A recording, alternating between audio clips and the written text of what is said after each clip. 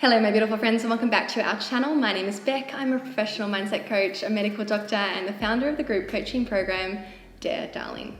Dare Darling is the place that you learn the coaching skills that you need to be able to self-govern in your life, to be able to be the person who's truly in the driver's seat, making choices about where you turn, where you don't, how you spend that petrol, how fast you slam on the accelerator and how much you use the brakes. Self-governance is a way to live a life that you're truly proud of, instead of being somebody who falls into the most common regret of the dying, which is, I wish I had the courage to live a life true to myself, rather than one that others expected of me. That gravitational pull that society has, that we are susceptible to as humans, is strong. That pull towards the culture, the expectations of others to be nice, to be normal, to be convenient, to be obedient, to not rock the boat, to be easy, to be self-sacrificing, to center others, and to deprioritize ourselves, devalue ourselves, and give away our lives, our experience in the process. So to me, this is incredibly important work for the most deserving people to be able to learn the skills themselves to get their options back. And on that note, today's video is about the courage to be disliked, the willingness to be disliked in your life. Now, instantly you might want to click off this video because you're like, whoa, that does not sound like something that I want. Why would I invite in being disliked by other people? Why would I want to create more of that in my life? And I want to come at this from a different perspective that you might not have considered, which is the opportunity cost of always making choices, always trying to make sure that you are liked by other people. And specifically today, I want to draw your attention to how this desire to avoid being disliked, or how this fear of being disliked, however you want to frame it, limits your choices.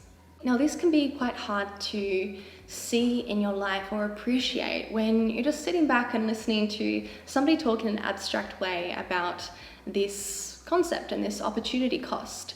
But it's something that I want to bring to your attention the best way that I can in this video today, because it is so commonly behind what's keeping my clients stuck.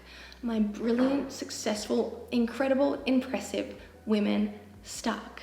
And sometimes it takes us the whole coaching session to peel these layers off one at a time and see at the bottom of this is really this way that we're limiting ourselves, this block about not willing to be disliked. So even if you don't feel like you walk around your life thinking, oh, it's very important today that I make choices that don't make me disliked or that I make everybody like me, it doesn't mean this isn't affecting you. And I'm only pushing this forwards for you because if it is limiting you, I know that this awareness can be enough to help you redirect and not regret your choices, your decisions, the life that you create. So, choices. How does this limit your choices? So for a lot of us, we're walking around with this idea just below the level of our awareness, with this idea that it's very important to avoid other people disliking us. And often behind that goal or that priority that we've made accidentally without our awareness or consent even, is this idea that if somebody dislikes us, then they must be right. There must be something to dislike us about.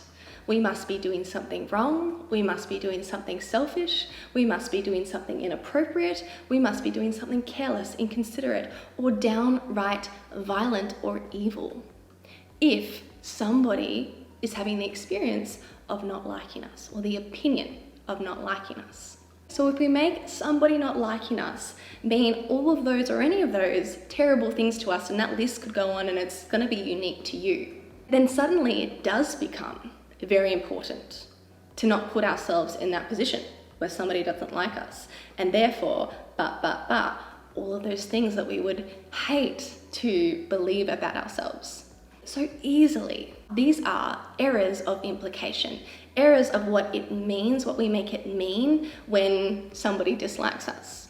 However, with these errors of implication, you can see how it can become a top priority for you to make sure somebody doesn't not like you, to make sure you're not disliked, to make sure you are liked by people.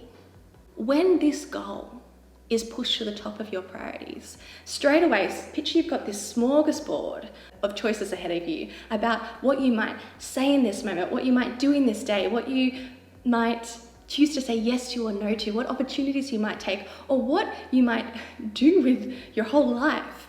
When any of these choices look like choices that could potentially have you disliked by someone or everyone, whatever comes up in your mind, whether it's one person, one specific person, a group of people, or just them, the world, I want you to recognize how easily that could split this smorgasbord, say even just in half, and I think that's conservative, in half, and wipe away even you considering any of these options that come with a high risk of being disliked.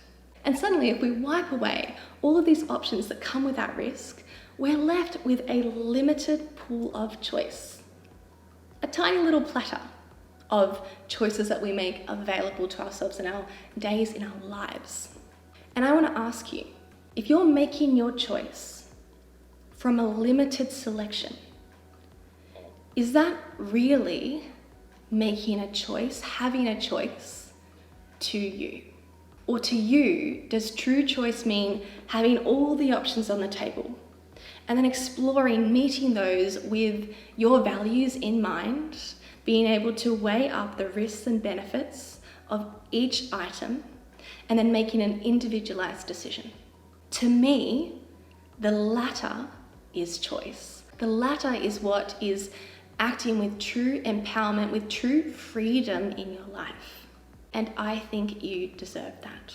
So my beautiful friends, bring this to the front of your mind, the opportunity cost of being unwilling to be disliked, and what you might stand to gain from developing the willingness to be disliked. If this video resonated with you, if these concepts are helpful, then you are probably somebody who needs to be in our group coaching program, Dear Darling. The link is down below, and I'll see you guys in my next one.